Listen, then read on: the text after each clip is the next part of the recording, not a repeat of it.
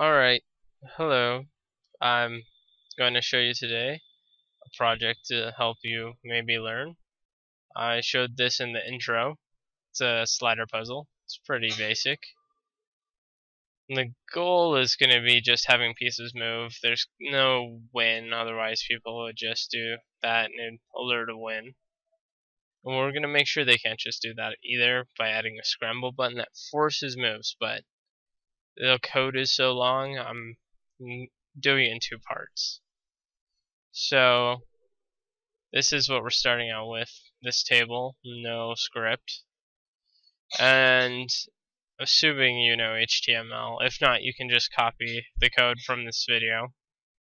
I don't want to post it anywhere, or I might put it in a text file for you guys, seeing I'm going to also be posting up these pictures that I made of the Chrome logo for our slider puzzle. And you can download those. I'm going to be posting a link so you can do this project. It's kind of hard to make those. I didn't like it. Wasn't very enjoyable. So, I do have it calling the functions here, only because I'm really lazy, and that's the only place where we really call functions except the button, which isn't put in yet. That's going to be in part 2.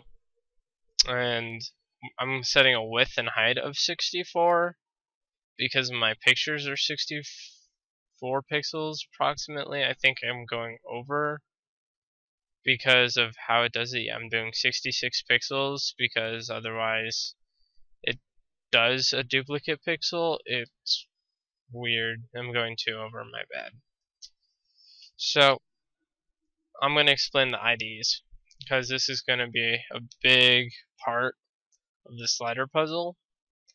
Now you could do this XY or YX. I do mine YX because of how your a web browser grid works. So mine does YX, YX, YX, and these are the positions of the squares.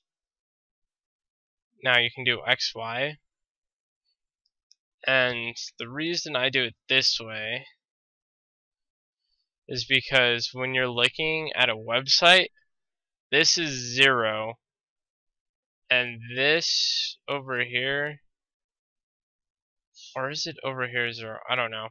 I think of this being 0. I forgot how Canvas works. But remember correctly, this is the 0 spot, and instead of this one, the y-axis is flipped. So this right here should be 0. So my table is set up like that for the slider puzzle. So this square is 0, while this one's 3 and 3 for the positions. 0, 0, 3, 3. And I'm going to show you that right now. I'm going to remove. Well, I was hoping that would work. I don't want to. I'll just cut it. Cut, save. Oh. And 16 disappeared. So paste that back in. 3, 3 appears. 3, 3. So for the pre-example code, I have pose X, pose Y. Now, this right here is actually where it's being drawn, if I remember correctly. And this is the one we're trying to keep track of. One of them is trying to keep track of where it is, and the other one is trying to update. Probably could do the same. I broke mine up, so you probably only will need one if you want. I have a target, and target's gonna hold, well, it's target, and it's gonna hold a value. I forget. I'll tell you when we get to it. Var start, I have this in here. I didn't take it out because it's global variable. It's important later on. And when we're actually checking before we do all of this function, we're going to check to see before we assign all of that if they actually press the scrambled button. Otherwise, we don't want to do anything. So here is pretty much the code in the script. Everything down here is the same for this part. All of it's just right here. Now, I might have gotten rid of it. And MC++ is for move count, which I did take out, and I think I got rid of the heights and stuff. Let's see, move count, yeah, up means this one's down. I'll keep that in there so we can remember. So, yeah, if you want to just do this project on your own, here's all the code. I have labeled which statement moves to where.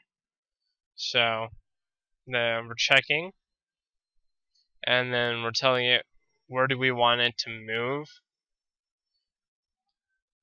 and we're moving this background.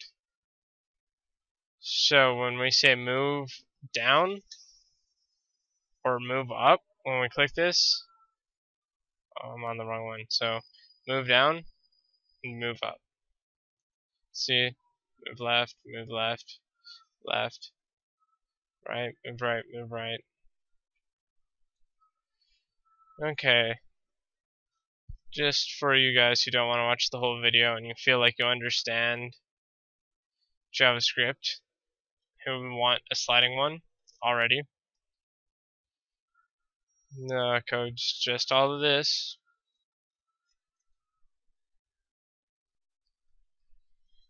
Okay, and the for example, for this one, the slider puzzle, I got rid of the global variables because they're not needed. As you can see. Anyway, actual slider puzzle, we want to actually start scripting. So we're gonna start our variables in our function. We're gonna make a function called slide piece. So that's what we want it to do. And the variables we're gonna want is we're gonna say var evt for event, and we're gonna tell it we want it to be the window event that called it. Now this looks at the event in the whole browser and looks at what called it.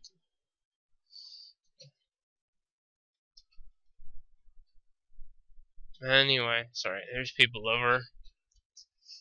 And then we want to have a target, so specifically what event it is equals event dot target dot id. This is the target, this is the id of event, so it's really window dot event dot target dot id. This will give us the ID that I called it. So var target background equals document dot get element by ID target dot, and we want the background, so we're gonna get attribute, and we're gonna get background, so we can keep track of which PNG we're getting. And we're gonna make a placeholder, and it's gonna hold stuff temporarily. Placeholder equals, and we're just gonna put quotes there, and that just tells it don't put anything there, but don't put undefined or non-number. And we're gonna have an x-axis. Remember how to spell 0. And we're gonna have a y-axis 0. And this is gonna pretty much keep track of what we're doing. And we also need to know what the target x-axis is, so we know what we're changing as well. 0, and put a U there. Control Z, copy, paste. And turn this into a y-axis. Var pose 1 equals 0. Var pose 2 equals 0. I have a tag in here for some reason. What's it doing? Absolutely nothing. And I don't think we'll actually ever need that. It was pretty much just some temporary code I had there. And then now what we're going to want to do is we're going to want to check the whole border or the whole board for what was clicked. So we're going to make a for loop, y equals 0, y is less than 4. We have 4 squares, but it starts at 0. So really we're only checking up to 3 here, and if I put 5, we'd get an undefined and it wouldn't finish the loop. And that would cause problems. And we're going to do an x++. And then we're just going to close that off for now. And then we're going to do another one called for, or actually this should be x. Then y equals 0. Y is less than 4. Y++. So this is going to give us all of our border numbers. Now, this doesn't have to be 4. We could make this dynamic. I just don't have the pictures to make it dynamic. And we could set this to the variable that makes it dynamic. This is the length, and this is the height. And we could change that with the variable. So how many squares to the left, how many squares to the right. There's one more, or it's how many we have. So this is going to step all the way through, so it's going to be so x equals 0, y equals 0 on the board, that's this one, and then x equals 0, y equals 0, that's this one, x equals 0, y equals, and you get the point. And that's going to check every square. And then we're going to set the placeholder equals document.getElement by ID. I'm just going to copy this. And we're going to get attribute background. But instead of having target, should fix that, target, we want to tell it to get the positions on the board. So we're going to, because of how we set these up, so x, y, x, y. So it's going to go through this TD, this TD, this TD, this TD. And 0, y.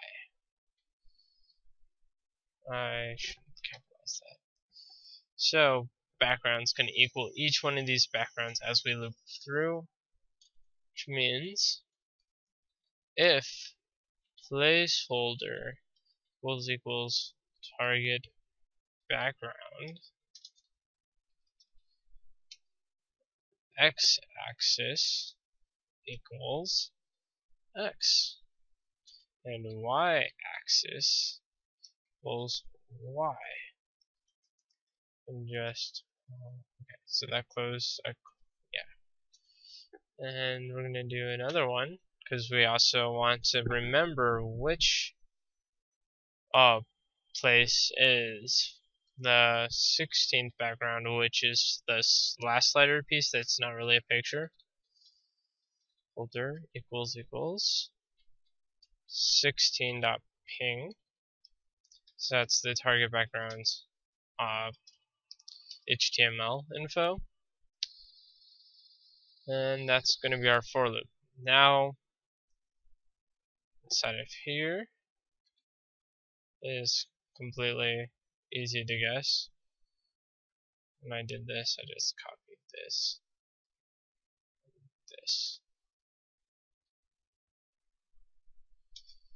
This one's just y equals x equals y.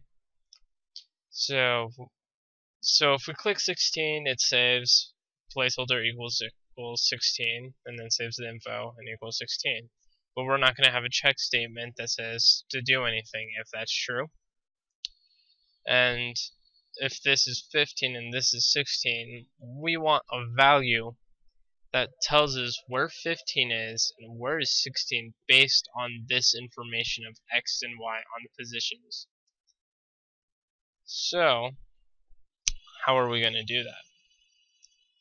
We're going to have a position for our targets. So, pose 1, which is the x-axis, is going to be target x-axis minus x-axis. So what we just said, we want the position of the x-axis. This could be position x. I like pose 1. This is going to be the one we want to switch with 16.ping. And this will give us a positive or negative number. And if it's not in our range, we are not going to switch. Pose 2 equals target x-axis, y-axis minus y-axis. And this is pretty simple, same thing, but for the y-axis. So now we have to actually check if all of this is in range. So we're gonna check for an up. So if pose 1 is less than 2 and pose 1 is greater than 0. I'm not gonna add spaces because of space. And gotta find it on my keyboard, it's dark in here. Document dot get element by ID and 0 0 plus x-axis plus 1 plus 0 plus y-axis dot get attribute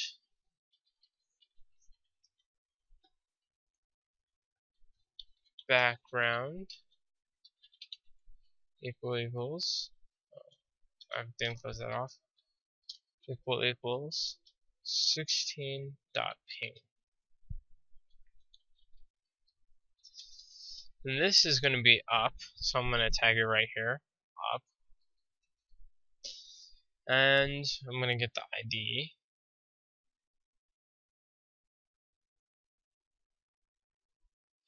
And So we just want x-axis right now.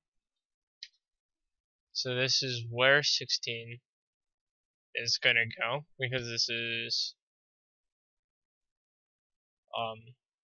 what we clicked. Okay, so this, yeah, this might be 16 and this might be the other one. I made this like several months ago. I remember how to do it. Set attribute background, and I'm going to set the background that is how I'm stumbling. I'm going to set the background to 16.ping, and that should switch it. And I also have to switch where 16 is. So I'm going to set that background target targ x-axis and y-axis, and we're going to set that background to target background targ bg, and that's our switch up. We also, I'm just going to copy and paste this, and we want this to be down.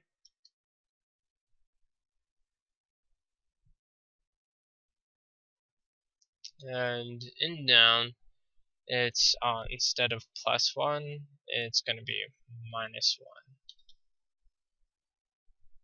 And this is going to be -2, 8. No, pose1 is greater than 0, and pose1 is less than 0, but greater than -2. And that is just the simple up and down. And this is going to be a pose2 and pose2 and pose2 greater than or less than 2 and pose2 greater than 0. I'm going to, instead of x-axis +1, I'm going to do y-axis +1.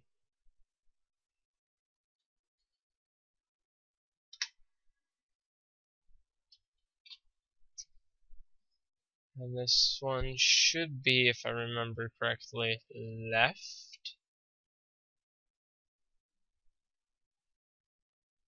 So let's just take this, and same principle with switching it to down. To switch it to right, greater than 0, -2, -1. This one should be right. And then this one, let's figure out what the issue is. Get attribute. Oh, 51, I didn't capitalize something. Get attribute, okay. And I'm not updating, which is weird, but I'm also not sending an issue.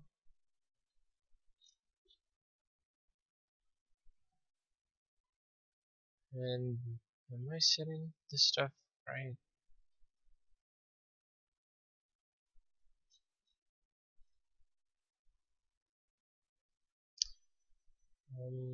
Do I have target? Yeah, I do. Placeholder, target background. Why is it not telling me where my error is?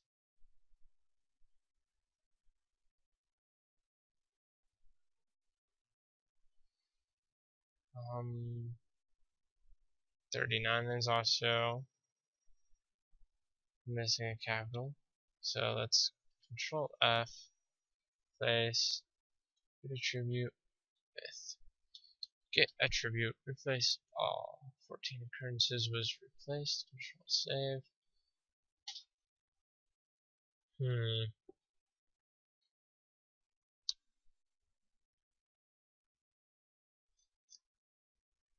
Really don't know it's different.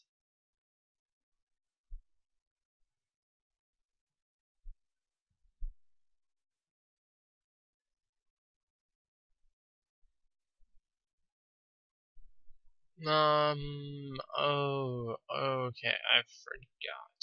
I copied and pasted because I'm lazy. We're setting the attribute, my bad. And document.get element by the get set get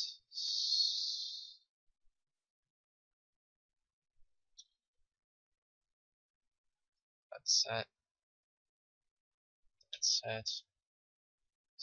set set get.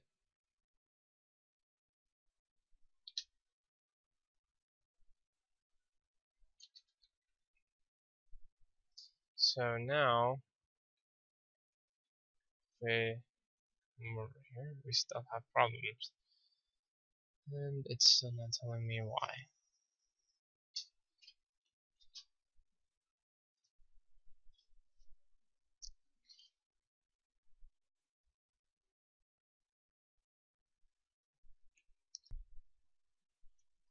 Okay, it took me a while to figure out what I did. Really, I misspelled this. If you look back, you can see that I misspelled it. I had .get attributes, and it would follow said attribute. And I probably will not wait until 11:30 to start one of these ever again. I just had to watch children for today. It sucked really bad. Drained me. Other than that, there was no issues. This was all similar, and now it switches. And I feel embarrassed. I did that. Oh well. Don't want to redo this one. You should subscribe, because I'm going to be making more of these tutorials. I'm getting better at it, I think. And it would be nice to have some subscribers. And I'm going to be making part 2 another day. It'll be adding kill count and a reset button with checking to see if the person has done the puzzle and finished it, and they can't start until they scrambled it. So here is the finished code. I scripted it a while back, like I said. It's the finished one. It's the code for what I was showing you today. And here is the code that we did today. So yeah, please subscribe. I will be posting these images somewhere, so you can get a hold of them, or you probably could just email me and I'll send them to you. Probably just gonna post them somewhere, so you guys can get them. Anyway, have a nice day.